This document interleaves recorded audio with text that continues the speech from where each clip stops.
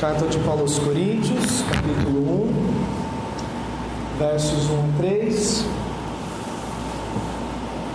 Tal como foi com Romanos, eu dei um título geral que vai acompanhar todas as mensagens, e nós vamos ter os títulos também respectivo de cada mensagem, assim como Romanos foi o Evangelho de Deus, tema central da carta. Nós tivemos os assuntos em cada ponto, em cada passagem. O título geral da primeira epístola de Paulo aos Coríntios, que eu entendi saltar do texto, é a Igreja de Deus. A acraseado, algo direcionado à Igreja de Deus. Vamos ler, depois nós vamos orar. Vamos dar início ao nosso tempo de meditação a respeito a essa carta.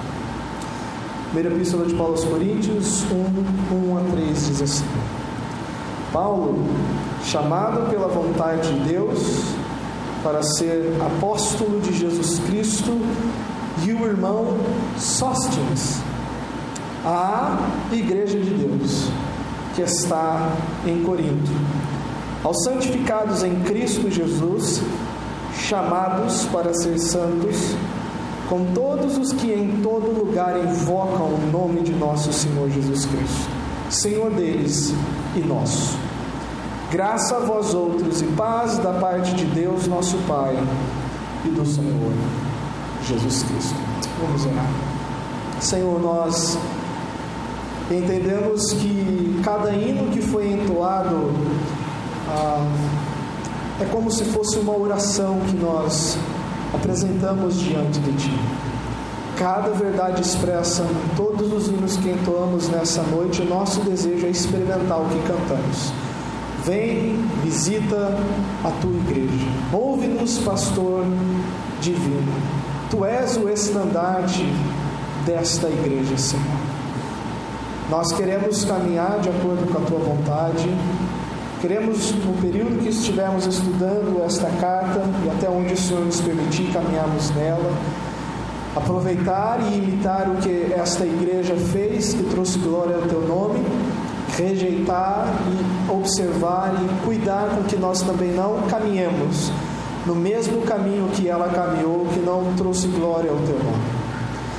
Mas que em tudo, cada coração aqui possa saber que o Senhor falou, que o Senhor visitou, que o Senhor edificou a sua igreja, que o Senhor se fez presente em nosso meio.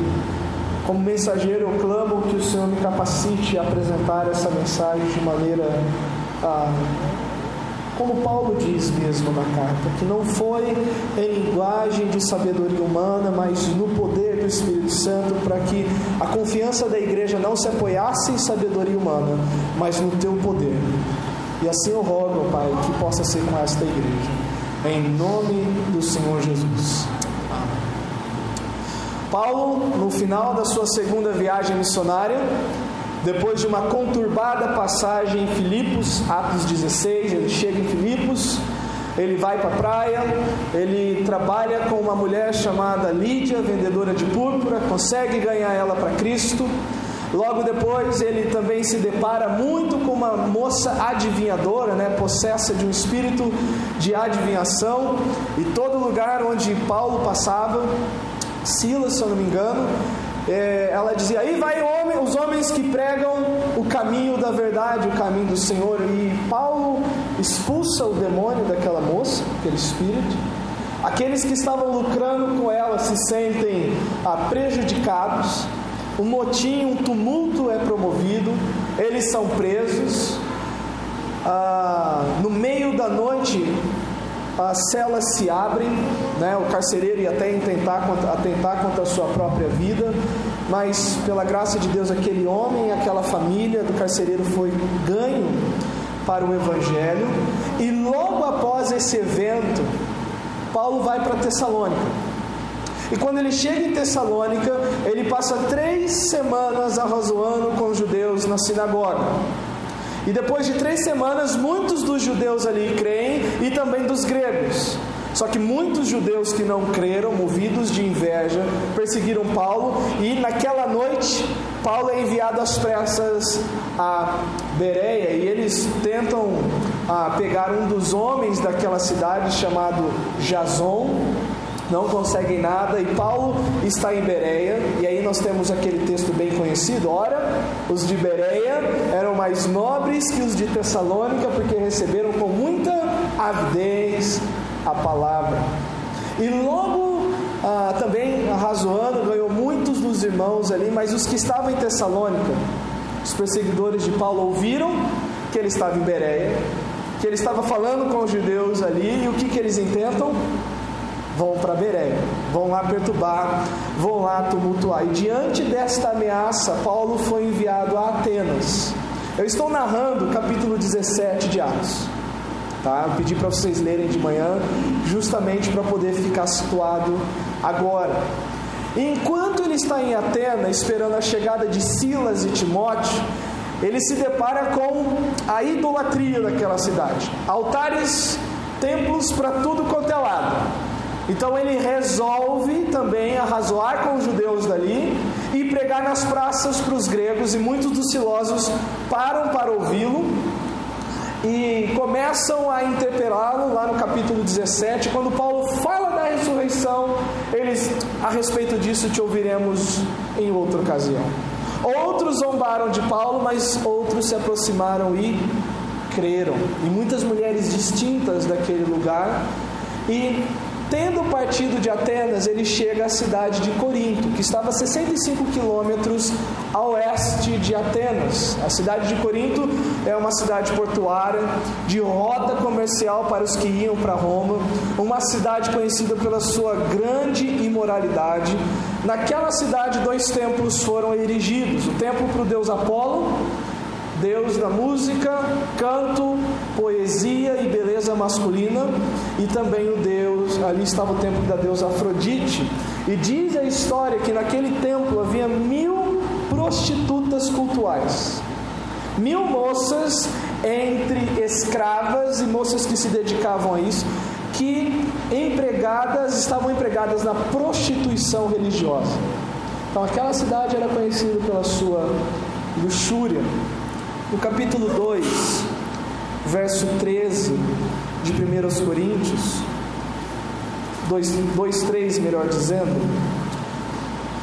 Imagina agora Paulo chegando em Corinto, depois de essa turbulenta passagem por Tessalônica, por Filipos, Tessalônica e Bereia. Ele passa um tempo em Filipos, e aí de onde nós temos a carta aos Filipenses, uma igreja estabelecida ali.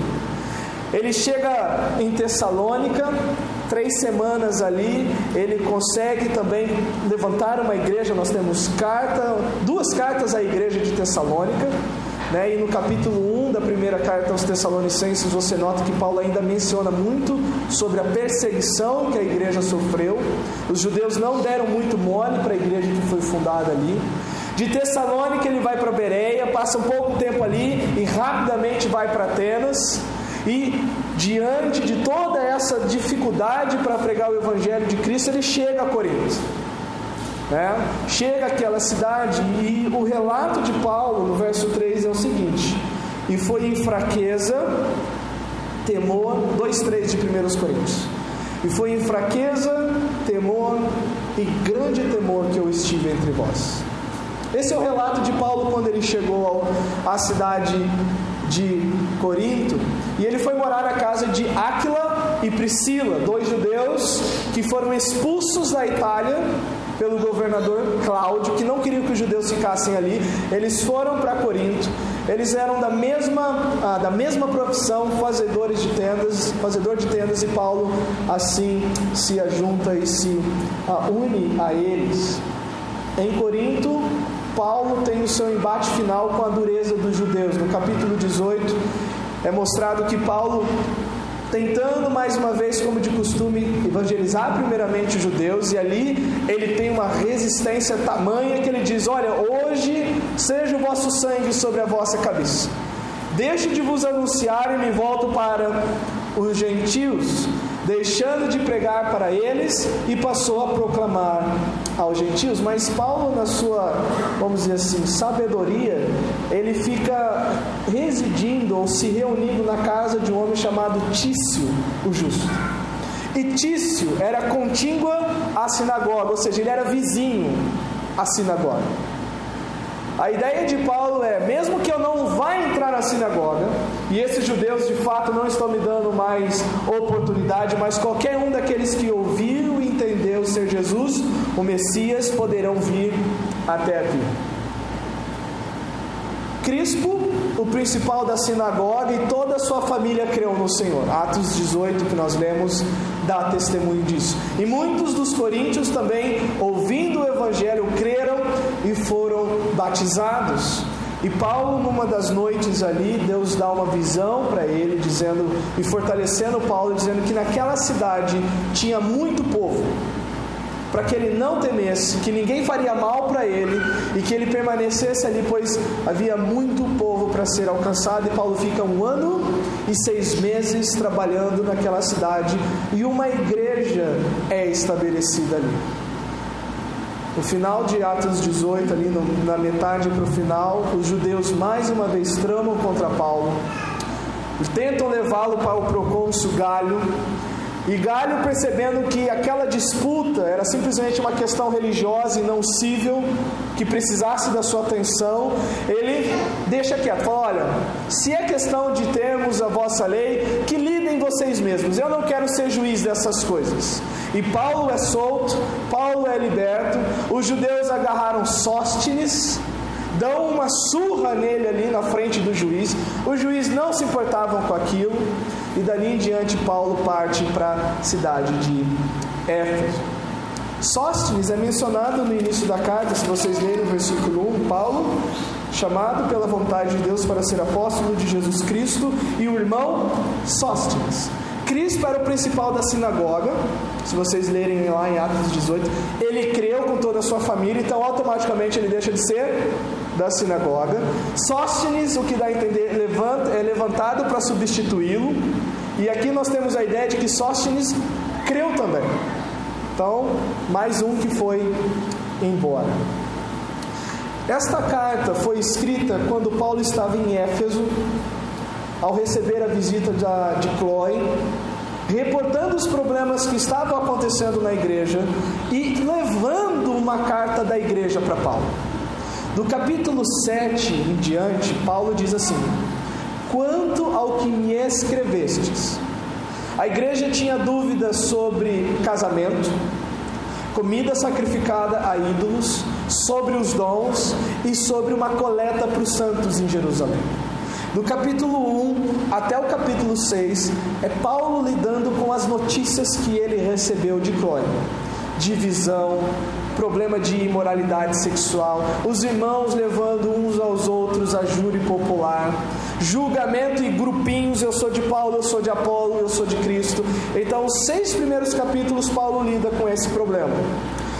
Do 7 até o 16, Paulo lida com as dúvidas que a igreja mandou por Cloe à chegada de Paulo. Então essa é a introdução à carta. Dessa maneira essa igreja surgiu. Mas dentro desses 3 versos, há algo que nós podemos notar para o nosso início da nossa caminhada aqui. Estava lendo um artigo essa semana sobre animais que entram em extinção. Não sei se você já parou para pesquisar isso. Você já deve ter ouvido, né? Todo ano a lista de animais que entraram ou estão correndo risco de entrar em extinção cresce assustadoramente. O que contribui para que isso aconteça são vários fatores: caça ilegal, comércio no mercado negro de peles ou parte desses animais. Pensa no marfim dos elefantes, né? Como que isso é muito cobiçado. Às vezes doenças dizimam os animais, a destruição do seu habitat natural. Isso contribui muito para que certos animais entrem na lista de extintos ou caminhem para a extinção. Talvez você não sinta muito o impacto dessa realidade, porque ela não afeta diretamente o seu dia a dia. Mas o que poderíamos dizer sobre a igreja ideal?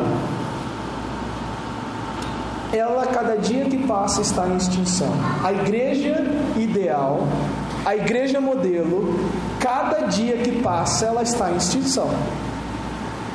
Essa sim pode causar um grande impacto em sua vida, e podemos atribuir os fatores que contribuem para que o seu número diminua cada vez mais. Então, o que nós podemos pensar que contribui para que a igreja modelo entre em extinção? Conversando com muitos aqui que eu pude ter oportunidade, que antes de se estabelecerem nesta igreja, o que é comum que eu ouvi é o seguinte: olha, nós rodamos várias igrejas, nós procuramos muitas igrejas, e eu estava até perdendo a esperança de encontrar alguma igreja que pregasse a palavra de maneira séria. Isso não é uma virtude nossa, isso é graça de Deus. Mas nós podemos notar que hoje essa questão da igreja modelo, da igreja ideal, está entrando em extinção. Então eu listei aqui 3 itens que contribuem para que a igreja ideal entre em extinção. Primeiro, a apostasia. O grande número de igrejas que antes pregavam A e agora começam a pregar Z. O grande número de igrejas históricas que eram conhecidas por defender um padrão sério, a ortodoxia e uma prática correta das Escrituras, hoje estão dando as costas àquilo que foi e que é de conhecimento histórico destas igrejas. De fato, estamos experimentando o que foi profetizado pelos apóstolos, que nos últimos dias surgiriam falsos mestres com falsas doutrinas, que muitos seguiriam seus ensinos e que principalmente o caminho da verdade sofreria infâmia por causa deles. Quando você diz que é crente, as pessoas pensam que você é um tapado, uma tapada, porque você está dando dinheiro para o pastor e para a igreja, que você está sendo enganado.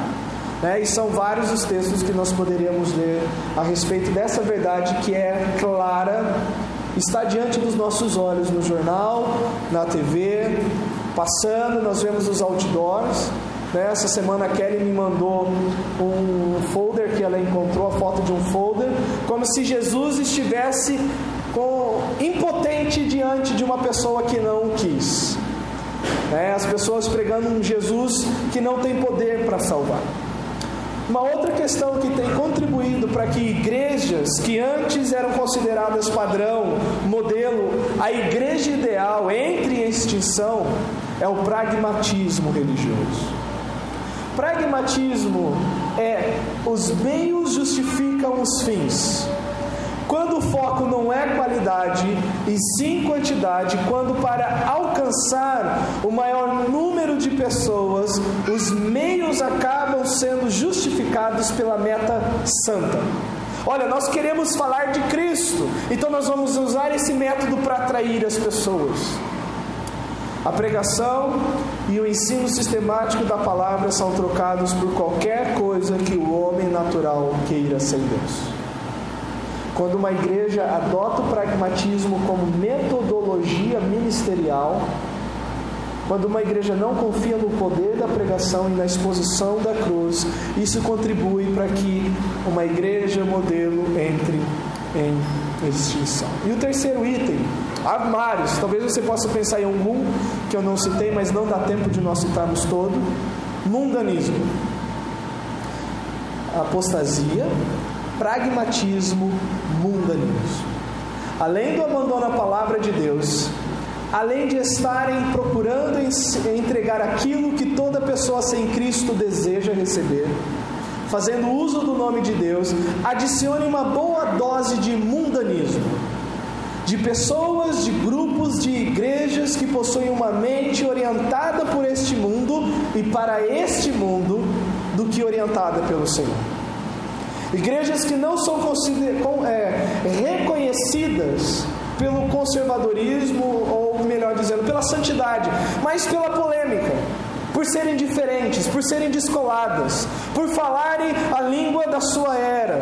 É lógico que a linguagem tem que atingir a todos, mas a ideia de que a igreja tem que ter a cara da sociedade. A igreja tem que parecer com o que acontece lá fora. Alguém pode abrir a porta? Tem gente ali querendo entrar e não sabe por onde entrar. Poderia mencionar mais características dessa época, mas isso já é o suficiente para termos uma noção que hoje a igreja ideal se encontra em extinção.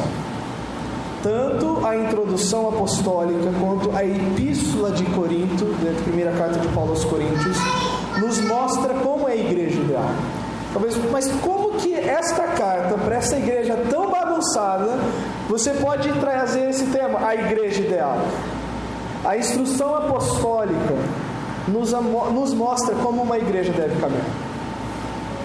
Qual é a face de uma igreja ideal? Não é a igreja perfeita.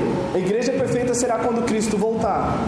Mas a igreja ideal, a igreja padrão, a igreja modelo é possível. Então, dentro desses 3 primeiros versos, primeira carta de Paulo aos Coríntios, capítulo 1, versículo 3, nós vamos analisar quais são as características de uma igreja ideal. O que nesta abertura de Paulo com a igreja de Corinto nós podemos extrair como uma igreja ideal? Então vamos lá. A primeira característica de uma igreja ideal consiste no seguinte: a igreja ideal pertence a Deus. Primeira verdade que nós podemos extrair, 1 Coríntios capítulo 1, do verso 1 ao verso 3 é esse: a igreja ideal pertence a Deus. Olha o que Paulo diz. Paulo, chamado pela vontade de Deus para ser apóstolo de Jesus Cristo, e o irmão Sóstenes, a igreja de Deus. E esta é a primeira verdade que nós precisamos debruçar. A igreja modelo, a igreja ideal, pertence a Deus. A primeira característica que nós devemos notar é essa. Desde o início, a igreja de Cristo já sofria com os donos de igreja. Se você ler, por exemplo, a terceira carta de João, a terceira epístola de João, ele bate de frente com um homem chamado Diótrefes. Diótrefes queria exercer a primazia entre os irmãos, ele não recebia os missionários. E João diz que era necessário relembrá-lo das suas obras más, confrontá-lo. Paulo também, na segunda carta aos Coríntios, ele tem que bater de frente com os ministros de Satanás. Aqueles que queriam se valer do suor apostólico com a igreja de Corinto. A igreja ideal, irmãos, a primeira marca dela é que fica evidenciado que ela pertence a Deus. Não somente a igreja tem de nutrir esta noção, mas os que a servem também. Não somente a congregação tem que ter a ideia de que esta igreja pertence a Deus, mas todos que são usados por Deus para servirem a igreja têm que ter também essa ideia. Paulo se identifica como alguém convocado, comissionado por Deus para a posição de apóstolo de Jesus Cristo. Nem a igreja pertence ao homem e nem os que servem a igreja pertencem à igreja. Tudo é de Deus. Paulo deixa isso bem claro, verso 1. Paulo, chamado pela vontade de Deus para ser apóstolo de Jesus Cristo, e o irmão Sóstenes, a igreja de Deus. Essa igreja foi fundada, melhor dizendo, por Deus através da vida do pastor Neil Smith. Mas essa igreja não pertence ao missionário que já está com o Senhor. Essa igreja não pertence nem à denominação batista regular. Esta igreja, creio eu, pertence a Deus. Os que aqui se levantam para servir, os que aqui se dispõem a servir ao Senhor, também têm que ter essa ideia. Não é porque eu sirvo que isso é meu, mas também os que servem não pertencem à igreja, pertencem a Deus. Tudo é de Deus. E uma terceira verdade que nós podemos notar dentro desse primeiro pensamento: a igreja ideal pertence a Deus. A igreja que pertence a Deus é abençoada por Deus. A igreja que pertence a Deus é abençoada por Deus. E é isso que a torna ideal. Pertencer a Deus é uma bênção. Eu não sei se você já teve o desgosto de estar em lugares onde a liderança dava claro indício de ter o desejo de dominar e de possuir a igreja. E de não dar ideia de que aquele local, aquela igreja pertence pertence a Deus. Deus cuida da sua igreja, supre a sua igreja, protege a sua igreja, limpa e purifica a sua igreja. Tudo o que Deus faz com, para e na sua igreja é bom, porque Deus é bom. Irmãos, esse é o primeiro pensamento que eu quero que vocês guardem. A igreja ideal pertence a Deus. A igreja que não é modelo, a igreja que não é ideal, é a igreja, é o grupo, é o local onde um homem detém o poder, e não Deus. Uma segunda característica que nós podemos notar nessa introdução de Paulo à igreja, e nós precisamos já dizer de passagem o seguinte: essa introdução já é toda a correção que a igreja de Corinto precisava. Todos os problemas que são relatados na igreja, essa introdução já corrige todos. A disputa por liderança, a disputa de grupos, a falta de santificação, a falta de zelo pelo nome de Deus, tudo se resume no início dessa carta. Esta igreja foi chamada, foi separada, foi guardada por Deus. E ela também é chamada para andar em santidade. A segunda característica de uma igreja ideal consiste nisso. A igreja ideal é voltada para Cristo. Ela pertence a Deus, e aqueles que chegam nessa igreja também entendem que é uma igreja voltada para Deus, que é uma igreja voltada para Cristo. Verso 2: a igreja de Deus que está em Corinto, aos santificados em Cristo Jesus. E essa é uma segunda marca da igreja ideal. Ela é voltada para Deus. E a ideia de santificados é escolhidos, separados, consagrados, colocados de lado por Deus na pessoa do Filho. Deus separou um grupo de pessoas para Ele. E a igreja ideal demonstra isso. Eles estão voltados para Deus. A vida deles, tudo que a igreja faz é para Deus. A igreja de Deus é voltada para Deus. Não somente ela tem uma noção de que pertence a Deus, mas ela como um todo é voltada para Deus. A igreja de Deus não é voltada para nenhum homem. A igreja de Deus não é voltada para nenhuma denominação. A igreja de Deus não é voltada para nenhum movimento ou linha teológica. A igreja ideal é voltada para a pessoa de Deus. A razão disso é porque a igreja foi separada para Deus Pai em Deus Filho. Deus operou na vida daqueles coríntios, e como lá em Atos 18, Deus fala para Paulo: fique firme nessa cidade, porque tenho muito povo aí, e eu vou trazê-los para mim, e eu vou atraí-los para mim. Paulo afirma que aquela igreja cheia de problemas foi separada em Cristo, foi escolhida em Cristo, foi consagrada em Cristo. Tal igreja só pode demonstrar de fato que está voltada para Deus em Cristo. Paulo diz: aos santificados em Cristo. Cristo é a pedra principal, o alicerce. Sem Ele tudo desaba. Não há edificação, mas escombros, ruínas. Em Cristo podemos nos achegar em confiança, com confiança junto ao trono da graça. Em Cristo podemos produzir frutos. Em Cristo podemos desfrutar do amor do Pai e da consolação do Espírito. Sem Cristo não há igreja.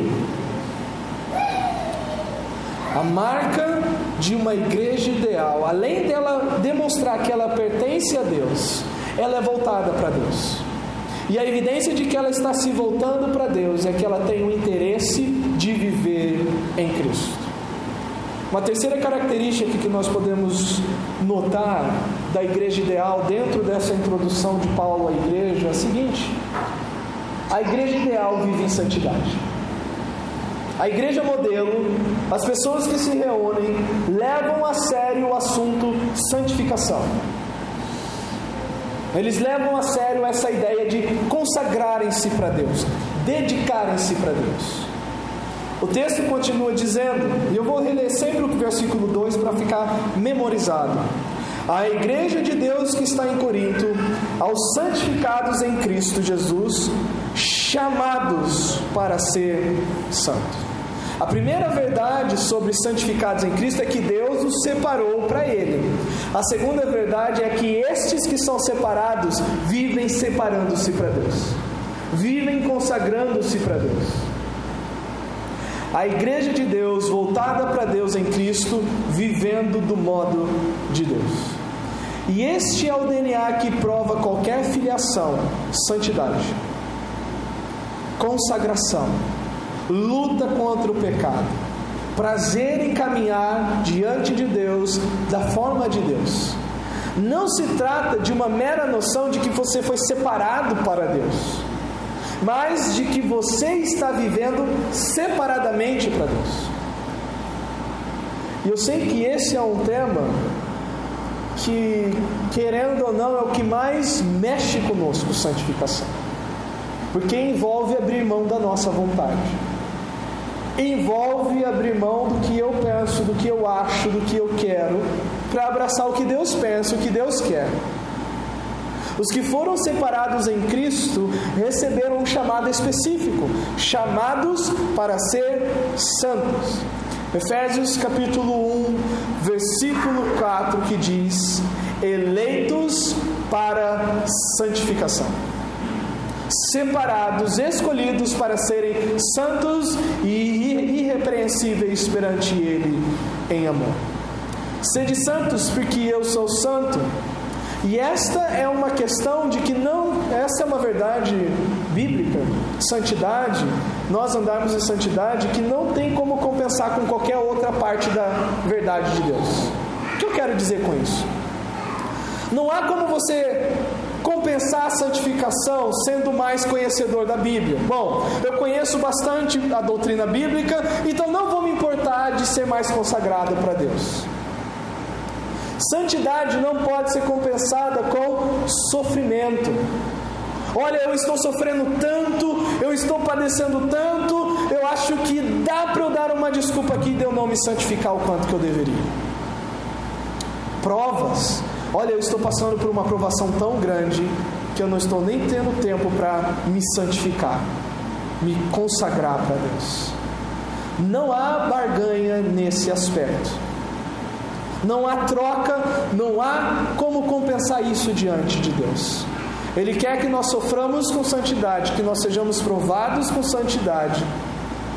Ele quer que nós cresçamos no conhecimento bíblico em santidade, mas não há como deixar santificação de lado. Não há como deixar de lidar com os nossos pecados para abraçar outra coisa e que isso Deus olhe com prazer diante dele. A igreja ideal possui santos que procuram santificação. Temos vamos dizer assim, temos o aspecto negativo, que são pessoas que se dizem santas, mas que vivem com uma impiedade tremenda. E nós temos aqueles que estão cônscios dos seus pecados, lamentam dos seus pecados e procuram viver com santidade, porque se não tiver santidade, os pecados tomarão conta. A igreja ideal possui santos que procuram santificação, porque sabem que se não houver santificação, não haverá comunhão com Deus. E tem dois textos categóricos nisso. O primeiro é Mateus capítulo 5, versículo 8. Bem-aventurados os puros de coração, porque verão a Deus. E o segundo é Hebreus capítulo 12, verso 14.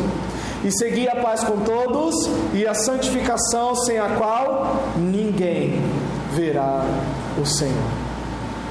A igreja ideal pertence a Deus. A igreja ideal é voltada para Deus. A igreja ideal caminha do modo que Deus quer, em santidade. E o quarto aspecto que nós podemos notar dentro do que Paulo está falando aqui é o seguinte: a igreja ideal vive em unidade. A igreja ideal é unida e não dividida, e não faccionada ou fracionada, melhor dizendo. Olha o verso 2. A igreja de Deus que está em Corinto, aos santificados em Cristo Jesus, chamados para ser santos, com todos que em todo lugar invocam o nome de nosso Senhor Jesus Cristo, Senhor deles e nosso. A igreja que não é modelo, a igreja que não é ideal, é a igreja que se isola do corpo de Cristo. É a igreja que pensa que ela sozinha é cabeça e corpo. É a igreja que acha que fora dela não existe corpo de Cristo. A igreja ideal vive unidade. A igreja ideal, dentro desta verdade, não vê em si mesma um fim. Ela não vive para ela só.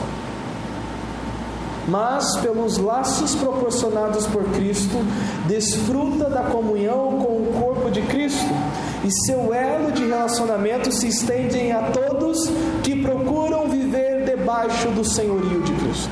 Paulo diz o seguinte: que invocam o nome não do Salvador Jesus, do Senhor Jesus. E Paulo fala algo interessante: Senhor deles e nosso. O elo de relacionamento, com quem que eu posso me relacionar? Com qualquer pessoa que evidencie que Cristo é o Senhor da vida dela. Não aquele que declara Cristo é meu Salvador, mas não tem expressão de que Cristo domina sobre a vida dessa pessoa. Não caminha em santidade, mas de toda e qualquer pessoa que o seu invocar o nome do Senhor Jesus é evidenciado por uma vida de obediência ao senhorio de Cristo. Ela não somente deseja santidade para si, porque ela foi chamada para ser santa, mas se aproxima de quem se santifica. Tal verdade é um divisor de águas, pois revela quem pertence ou não a Deus. Quem vive pelo senhorio de Cristo, vive em santa comunhão. Como que nós detectamos alguém que de fato está em Cristo, que foi salvo, que foi batizada com o Espírito Santo, que foi justificada, que foi regenerada, que recebeu o novo nascimento? Não é impecabilidade, não é uma vida perfeita, é uma vida de obediência. Essa pessoa demonstra que ela tem prazer e ela procura obedecer a Deus, porque Jesus é Senhor da vida dela. E a igreja ideal, ela é ideal porque as pessoas que estão nela têm essa mentalidade. Eu não somente digo que Jesus é meu Salvador e vivo como se Ele não fosse Senhor. Eu vivo demonstrando que a minha vida é um assunto sério, Jesus dominar sobre ela. E um terceiro aspecto dentro da unidade da igreja ideal é esse: o desejo pela comunhão com os santos é o resultado do prazer de ter comunhão com Deus. O desejo de estar com o corpo de Cristo é reflexo de já estar tendo comunhão com Cristo. Não há nada que podemos fazer para o próximo que não tenha começado em nosso relacionamento com Deus. Não há nada que eu possa fazer para você que já não tenha começado com Deus.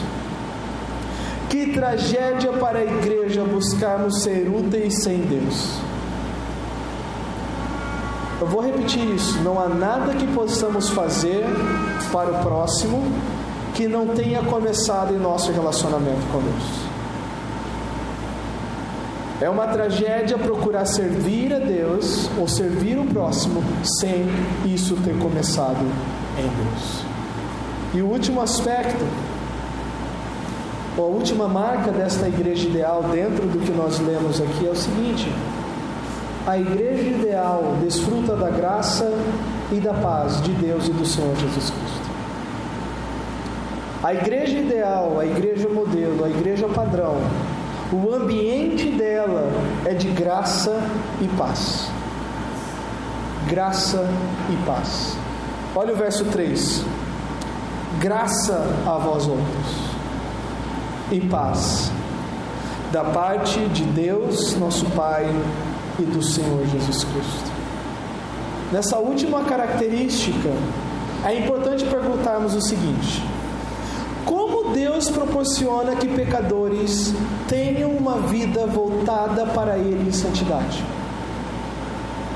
Como que Deus proporciona para você e para mim, nós que somos pecadores, que tenhamos unidade em santidade? Somente pela sua graça e pela sua paz. Se Deus não derramar graça na minha vida, se Deus não derramar graça na sua vida, se Deus não me der paz e se Deus não te der paz, nós não vamos caminhar unidos em santidade.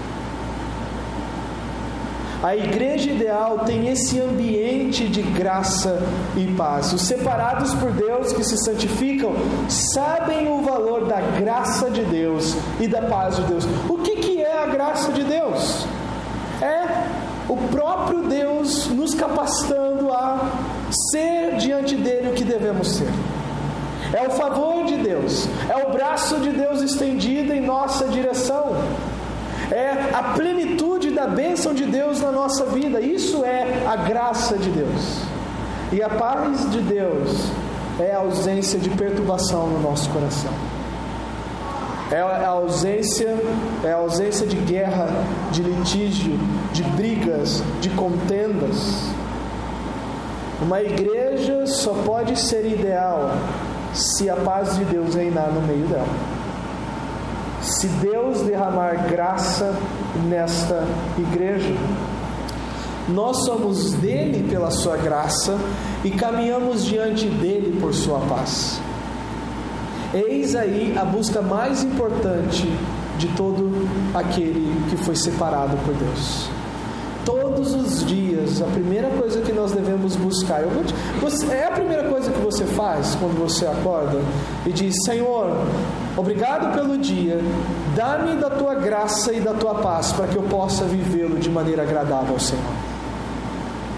Às vezes nós pedimos proteção, às vezes nós pedimos que Deus abra as portas para as dificuldades que nós vamos ter, que nós sabemos que vamos enfrentar no dia.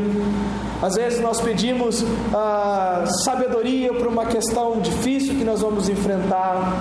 Mas eu quero desafiar você a procurar isso.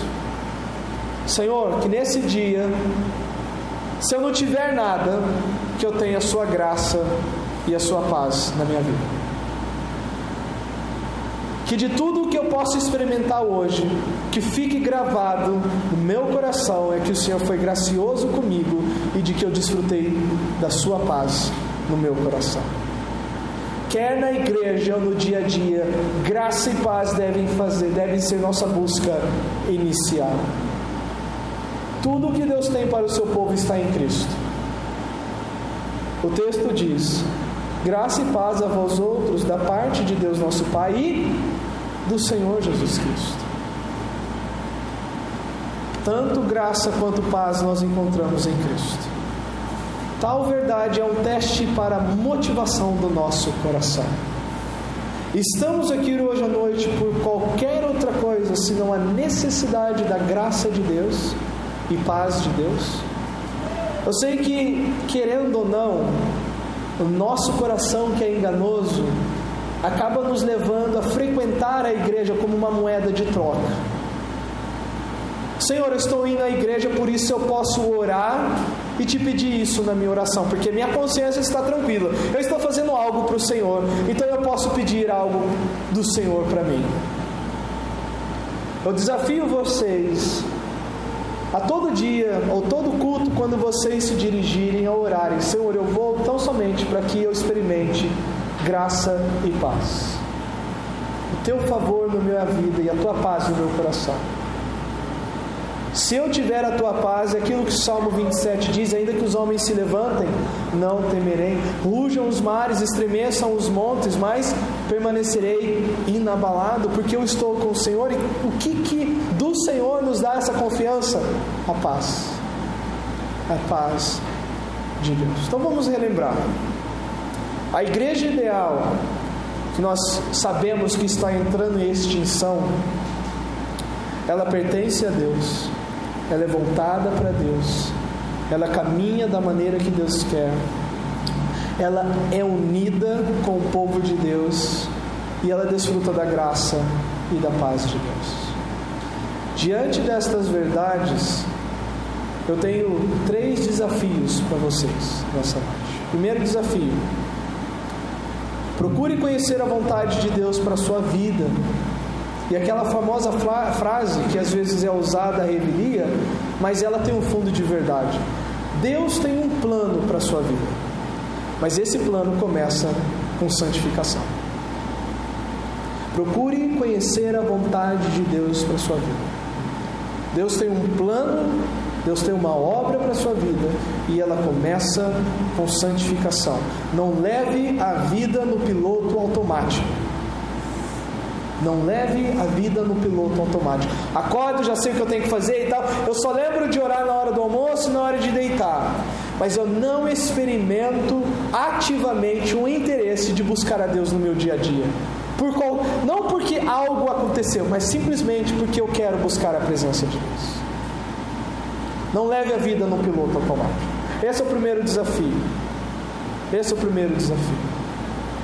Para que esta igreja seja reconhecida como uma igreja ideal, depende do seu relacionamento com Deus. Eu sozinho não posso fazer isso. E entendo que eu não tenho em mim poder para fazer isso sem a graça de Deus. Mas como a igreja não são as paredes, mas é a reunião do corpo de Cristo aqui, para que esta igreja seja uma igreja ideal, isso depende do seu relacionamento com Deus. E a porta do seu relacionamento com Deus começa com a vontade dEle. Procure saber qual é a vontade de Deus para a sua vida. Todo dia, decisões, seu relacionamento na igreja, o que fazer, o que deixar de fazer, tudo isso começa com santificação, porque sem santificação ninguém verá Deus. Bem-aventurados os puros de coração, porque verão a Deus. Segundo desafio: certamente há certas áreas em sua vida que são um deserto, sem vida, onde o rio de águas vivas não passa por ali. Talvez você possa lembrar em algum aspecto da sua vida aonde você possa realmente afirmar o seguinte: essa área não é totalmente dedicada a Deus. Eu não tenho obedecido plenamente a Deus nesse aspecto, nesse ponto da minha vida. E que no final essa falta de obediência reflete negativamente no seu serviço e no seu relacionamento com a igreja local. O desafio é o seguinte: decida hoje, na dependência da graça de Deus, santificar e consagrar essa parte da sua vida ao Senhor.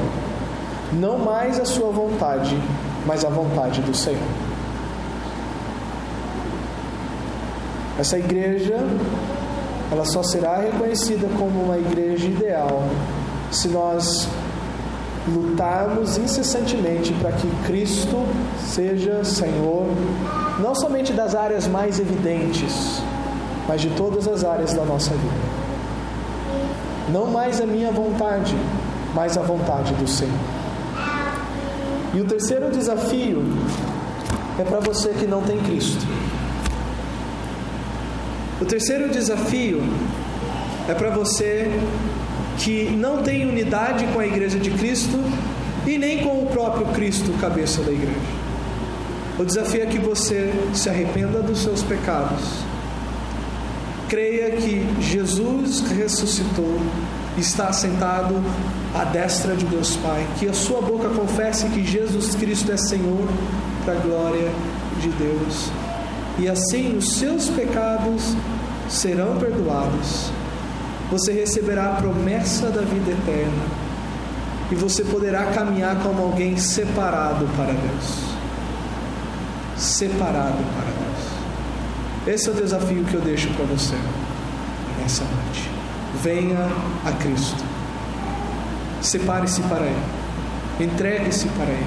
Consagre-se para Ele. Não para a Igreja Batista,